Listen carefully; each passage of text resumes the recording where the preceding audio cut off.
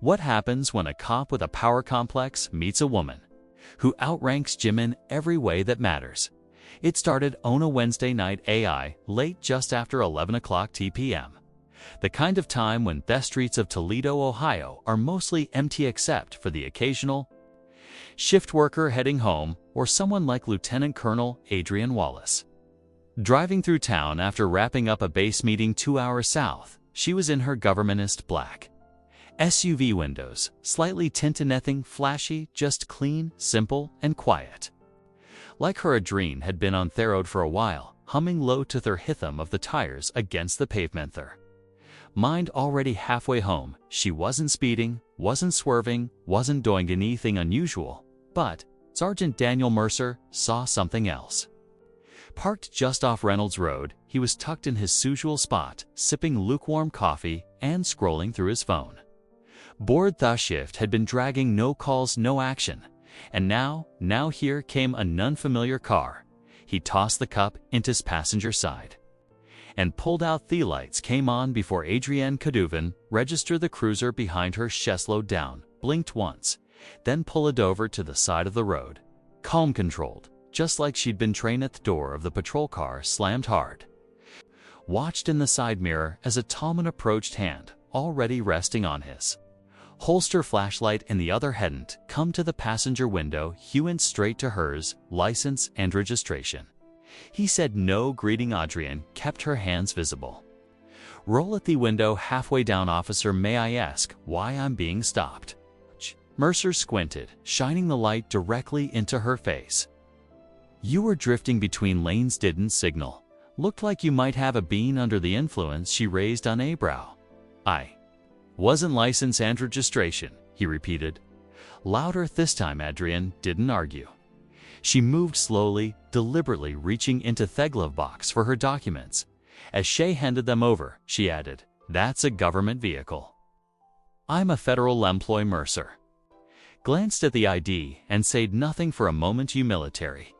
Yes, he gave a small smirk. Doesn't mean you're above the law. It never said I was. His tone shifted a little more aggressive now. Step out off the vehicle for me. Adrienne blinked. Excuse him, I said. Step out of the car. I'm conducting a sobriety check. Her jaw clenched. But she stayed measured. On what grounds? I've complied. I haven't been drinking.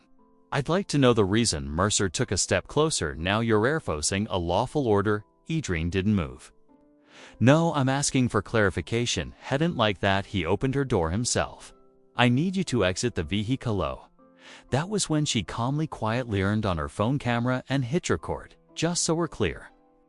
She said this interaction is being documented. Mercer's eyes flicked to Thethone for the first time. A sliver of hesitation crossed his face, but hadn't backed down. Not yet. Out of the car, Adrienne stepped out, her posture straight, not defiant, just firm. Shed and shout didn't resist, but the way she carried herself, even in civilian clothes, told a different story. Mercer looked at her, really looked, and for the first time, a small voice in the back of his head asked, What am I dealing with here? But his ego was louder. He proceeded with the field tests, making her walk a straight line under the streetlights like she was some reckless driver on a Saturday night. She passed perfectly. Nozzling, no stumble, no hesitation. Still wrote her a citation. So for failure to maintain lane, Adrienne took etiquette. No words, just a look. She got back in her car and drove away into the dark. But Merc had no idea the ticket was going to show back up in a courtroom and change everything. Sergeant Daniel Mercer wasn't new to this. 15 years on the force had carved deep lines into his face and thicker ones into his sense of self. He'd been in everything from neighborhood stamps to messy traffic accidents and had earned a reputation, the kind that made rookies tighten up when he walked in the room. But Mercer liked it that while he didn't ask questions, he gave orders. Sand in his mind. The badge meant control, authority, final say, whether it was a teenager mouthing off or a frustrated tread river asking too many questions. Mercer never backed down, and he never apologized. His precinct on the west side of Toledo knew what they had. A cop who'd the paperwork show up on time. And never hesitate, that also meant they knew he could be rough, sharp with his tone quick to escalate. But nobody real-like linked him, not until that night when got back to the station after Thesta. He barely mentioned it. He logged the citation in the system, gave a quick write-up failure to maintain lane possible signs of impairment, no arrest made, and tossed the body cam in the charging dock like he always did. The video sat there for 2 days before anyone bothered to review it. In the meantime, Mercer joked about it in the break room. Woman tried to pull rank on me, he said too. Officer Diaz flashed her government tide, like that was supposed to impress. Diaz raised a brow. Wait, she was military? Mercer shrugged. So she says, some fed with an attitude. What was her name? Mercer leaned back in his chair, popped open a bag of chips, and said, Wallace. Adrienne Wallace. Diaz's face shifted. You mean Colonel Wallace? Mercer paused. How well do you know that she gave a lecture at the academy last year? Diaz said slowly, she's not just military, she's high up, runs logistics out of Fort Wayne Bronze Star Wu deployments. She's legit. Mercer scoffed, waving it off. Don't care who shays on the road, I'm the authority. Boot something about.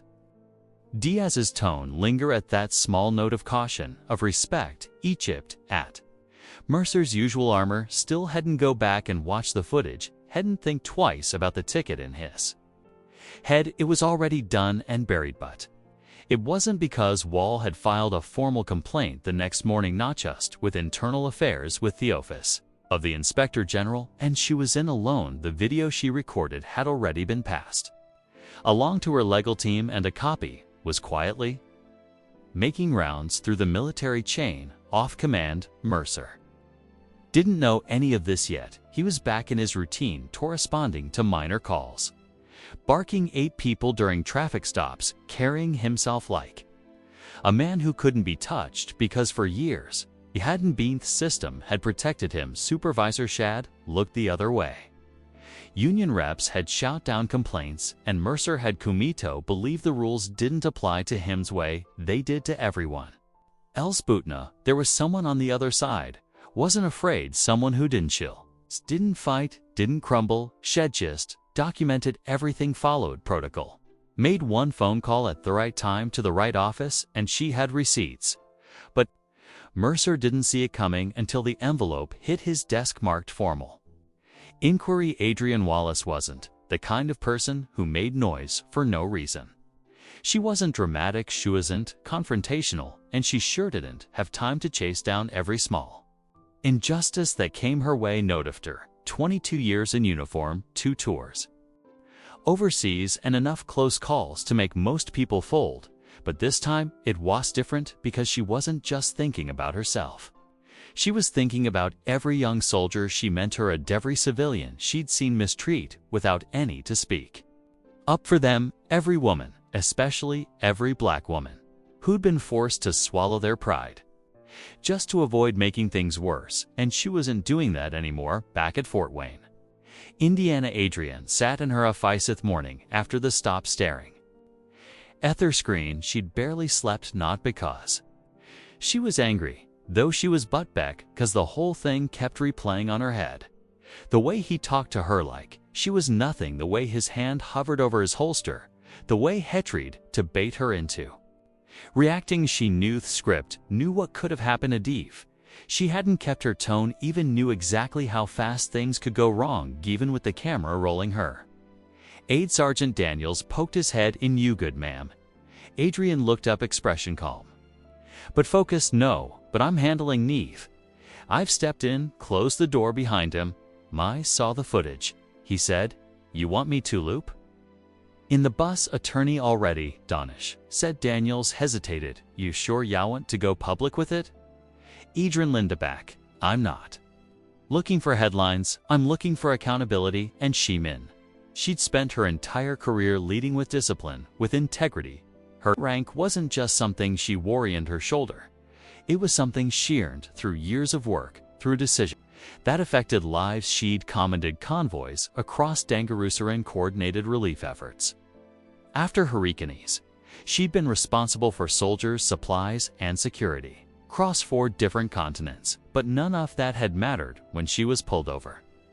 On a quiet road in Ohio, to Mercer's was just another suspicious driver who didn't move fast enough when questioned, and the thing that ate at her wasn't just how he treated her. It was so comfortable he seemed doing it that was the real problem. So, Adrienne made a few calls, first to JAG, then to the Inspector General's office. She attached the footage, filed the complaint, shaded to embellish.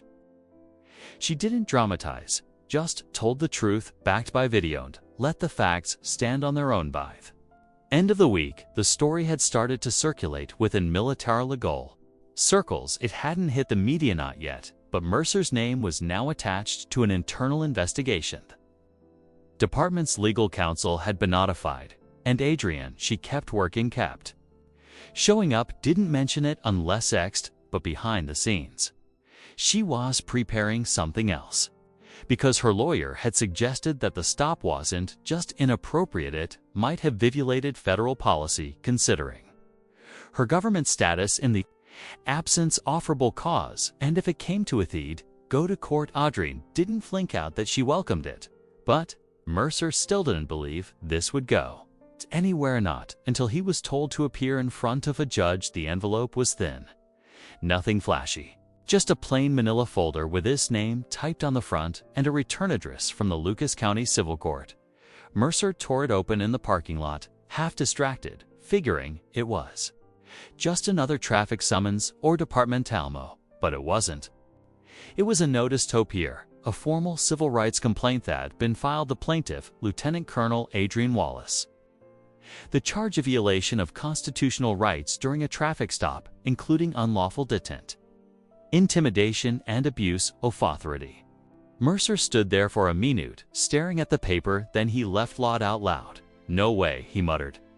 "No way this sticks." But when he stepped back inside the station, the mood was different. His captain officer reading called him into the office door. Shut blinds pulled. Dan reading started. "One need to talk." Mercer sat, arms crossed, about what the lady from the other night is trying to play. Victim reading didn't smile. "She's not playing anything, dough. You even know who she is?"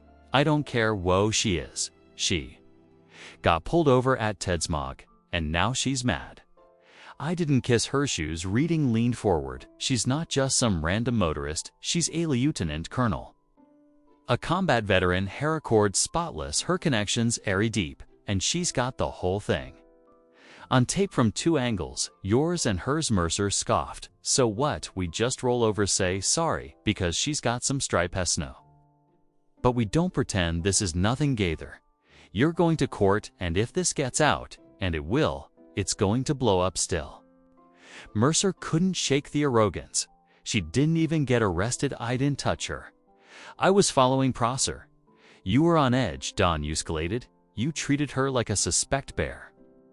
You even knew who she was." Mercer bit his lip. For once he didn't have a snappy response. The notice said the court date was set for 3 weeks out. In the meantime, word had spread across the apartment. Whispers in the locker room, sideways glances in the hallway. Nobody said anything to his face, but Mercer could feel the shift. He wasn't the wolf anymore. He was bleeding, and the rest could smell it back at her base. Adrienne prepared to butt in a different way. She didn't throw press conferences or demand attention. She met quietly with her legal team, reviewed every second of the footage, and outlined her experience in exact detail. She was calm, collected, but relentless. Her lawyer, Deloney Price, sat across the table from her and said, "You see, you want to do this in court? It's public. It'll follow you." Adrienne nodded. "Good. Let it." Price paused. "Most people would have let it go. I've let too much go already." Adrienne aside, "This isn't just about me." She wasn't looking for a payout. She wanted a public record, a moment that could be referencing thing that showed power didn't excuse behavior, and that silence wasn't only option. She wasn't just standing up for herself. She was standing up for every person who'd been talked down to, dismissed, or bullied behind flashing lights and a badge. And when the court date finally came, she didn't walk in quietly, she walked in wearing her full-service uniform badges, medals. The rank in her chest clear as daylight shooting to the jury to see. Her not just as a woman in a car that night, but as a human being who had served her country respected. The law and expected the Samian return. Mercer was already seated. Wench walked in, he turned, saw the uniform, his smirk faltered for the first time, but the real test hadn't started yet back, 'cause when Wallace took the stand, through whole courtroom leaned. In the courtroom was packed, not with reporters, not yet, but with officers from both the local precinct and Fort Wayne military base. Adrian's peers came in silent, respectful, dressed in uniform or business attire, seated shoulder to shoulder with civilians. Ho had no idea what this case was. Real lie about. To some it looked like a traffic stop gone wrong, but to Adrian it was the boiling point of something deeper, something that had been simmering. 4 years Mercer sat at the defense table, stiff in his suit, face blank but tense. His attorney, Charles Breener, leaned in and whispered something to him.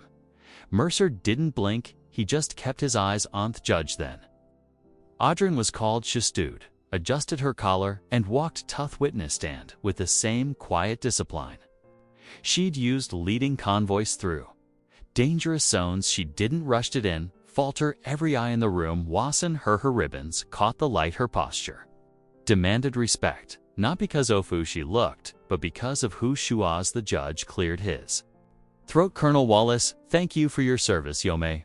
Proceed. Delaney Price stepped forward.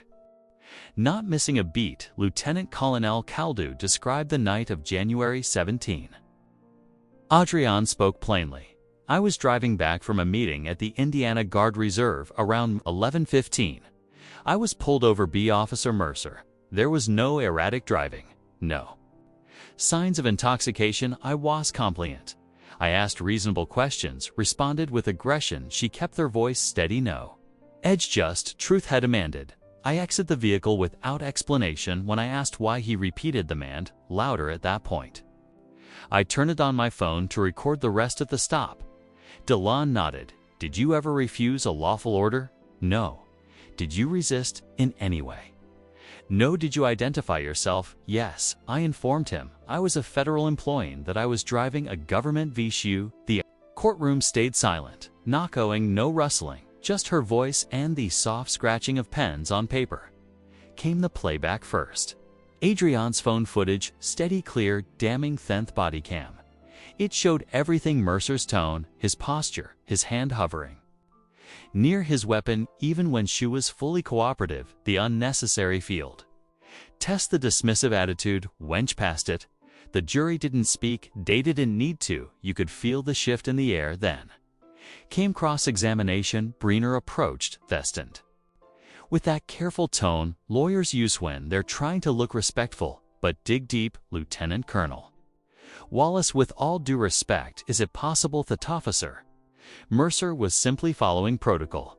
Adrian didn't blink. No. Is it possible he was concerned for your safety or the safety of others? I was driving within the lines. I was sober. I was not aggressive. There was no safety concern. And yet you recorded the stop. Why? Because I've lived long enough to know that silence isn't protection. He wanted an accurate record of Wuth. Upon Breener nodded slowly.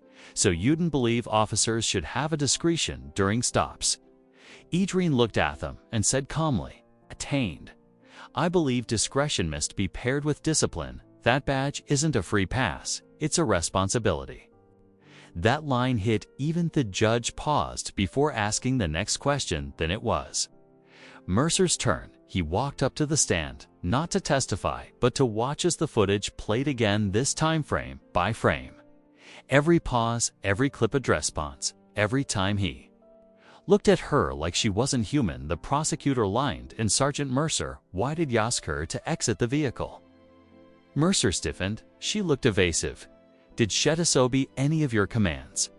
She questioned me. Is that illegal? Mercer hesitated. No. Did she raise her voice, make threats? No. So what made you escalate this stop?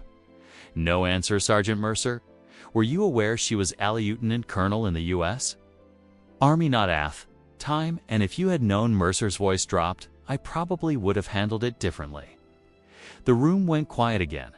There it was, the truth, or at least a part of it, not regret, just a slip of honesty. Mercer didn't see Apperson that night. He saw someone who didn't move fast enough, didn't speak the way he liked, didn't submit, and now sitting across from her with her rank laid bare, the courtroom could see it to bet.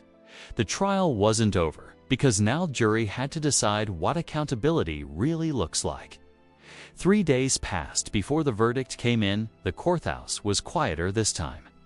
No military uniforms, no off-duty officers watching from the back, just Adrien, her lawyer, and a few civilians who had followed the case out of curiosity. Mercer sat with his attorney, hands clasped, trying to hold the same blank expression he'd worn through the anti-retrial, but this time his jaw moved slightly, like he was grinding his teeth without even knowing it. The judge, Cynthia Morales, shuffled the papers on her bench and looked out across the courtroom. "In the matter of Wallace v. Mercer," she began, "the jury has found in favor of the plaintiff." Mercer shifted. Adrian stayed still. "The court recognizes a violation of constitutional rights during an unlawful stop and detainment. Furthermore, the court finds that the actions taken by Sergeant Mercer were not aligned with department policy or basic expectations. Professional conduct." No one clapped, no gasps, just the flat weight of consequence. Mercer's attorney leaned in and whispered, "We'll appeal," but even hadn't sound sure. The judge continued, "Well, no criminal charges will be filed at this time. The plaintiff is entitled to damages totaling $35,000, and this decision will remain on permanent public record. Furthermore, this ruling will be forwarded to the Department of Justice and the Toledopoulos Department for internal review and policy evaluation." Adrienne didn't smile. She didn't pump her fist or celebrate. She just nodded once, not tough judge, not to the jury, but to herself. She had done what she came to do after this hearing. Mercer stood outside the courthouse, pacing near the bottom steps. Reporters had started to show up, not in big waves. Just a few local outlets viewed now for him to look down and cover his face with a folder. As the camera clicked, he didn't speak, didn't make a statement. He just walked to his car and drove off. Inside, Adrienne stopped in the hallway, pulled out her phone, and read notification: "Verdict in your favor, case closed." Her attorney caught up to her. "You could have asked for more." Adrienne shook her head. "Was never about the money." Delaney looked at her for a second. "You think it'll change anything?" Adrienne turned toward the glass doors and said, "I don't know, but maybe next time he pulls someone over, he'll think twice." A week later, Mercer was Putin administrative leave while an internal review was conducted. Rumors said he might be reassigned. Others say this was the beginning of the end for his career. Either way, the shield that had once protected him was cracked and Averian. One could see it at Fort Wayne. Adrienne returned to her duties like nothing had happened. She wasn't interested in being a hero. She didn't want interviews. She had work to do, people to train, missions to manage, responsibilities to uphold. But within her command, the message was clear. You didn't always have to raise your voice, Toadmont. Respect. You don't always have to break to prove you've been wronged. And sometimes, the quietest stance speaks the loudest. But even with the verdict behind her, Adrienne knew the fight wasn't over, because accountability isn't just about punishment, it's about what comes next.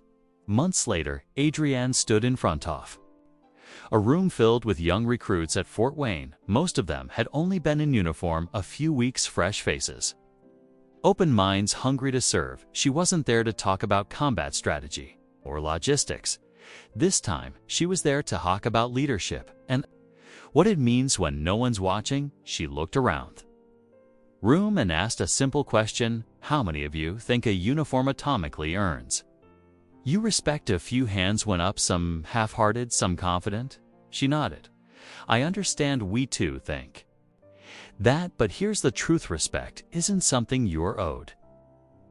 It's something you prove every day, every choice. She let the silence hang for a second.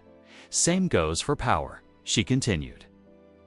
Badge the rank, the authority. It's not a shield, it's a weight, and If you can't carry it with discipline, you don't deserve to carry it at all. In the back end of the newer soldiers leaned forward, eyes locked. Adrian paused, then added one. I was stopped by an officer who forgot that truth. I could have yelled. It could have panicked. I could have let it slide. She looked around. I didn't do any of those things. I documented it. I filed. I showed up in court, and I told the truth. A long pause. That officer thought this his badge made him untouchable until he saw my rank, not just on my uniform, Butin, how I carried myself. That's theaphorance, that's leadership. The room stayed quiet, but it wasn't the kind of quiet that comes from disinterest. It was the kind that deep in Quaswain something lands. Adrienne closed the folder in front of her and looked up. Lead with characters serve with an ingredient. Never forget, you don't just represent the uniform, you represent a unary person who came before you, and a Virian who will come after. She stepped off the platform, not for applause, not for thanks, but because the work was already done. Let this story be a reminder. Authority without accountability is just a mask. For wakeness, speak up, stand firm, and when you see wrong, don't turn away. Because silence is comfort for the guilty, but courage is protection for the rest of us.